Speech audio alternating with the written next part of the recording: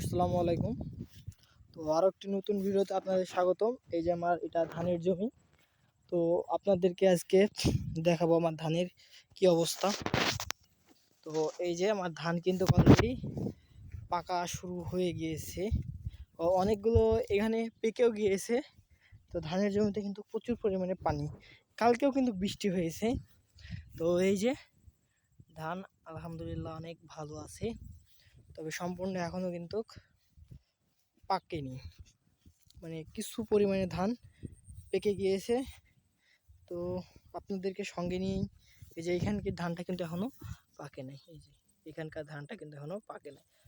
আর এই যে এইখানকার ধানটা কিন্তু এই যে পেকে গিয়েছে, বুঝছেন?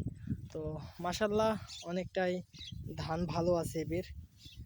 তো এই যে ধানের আপডেট, অনেক কিছুর আপডেটই আমার দেওয়া হয়নি অনেক দিন ধরেই। এই যে ধান, ওই সাইডে ধান, মানে সব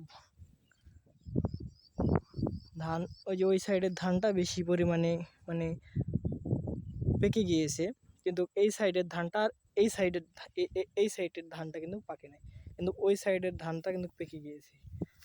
আর মাশাল্লাহ বাতাসে এবার ধান পড়ে নাই, তো দেখা যাক। কিন্তু ধানের ভুঁয়ে কিন্তু প্রচুর পরিমাণে পানি, আমি যদি একটু দেখাই আপনাদেরকে, এই যে ধানের ভুঁয়ে কিন্তু প্রচুর পরিমাণে পানি পানি এবং ওই যে ছাতা। আরেকবার বন্যার পানি আসার কারণে তো ধান ছিল আর একবার আপনাদেরকে অনেক ভিডিও দিয়েছি ধানের। তো এই যে এই কোঠার ধানটা কিন্তু অলরেডি পেকে গিয়েছে। ওই যে ওইখানে অল্প কিছু ধান যেখানে চারা আমার শর্ট পড়েছিল, ওইখানকার ধানটাও পেকে গিয়েছে। তো অনেক ধান কাটা যাবে, তবে একসাথে সবগুলো আমি কাটার চেষ্টা করছি। তো ধান কাটা হয়তো ঈদের আগেই যত সম্ভব শুরু হয়ে যাবে আমার। তো আজকের ভিডিওটি এই পর্যন্ত, কি দেখা হচ্ছে অন্য কোনো ভিডিওতে। সেই পর্যন্ত আপনারা সবাই ভালো থাকবেন।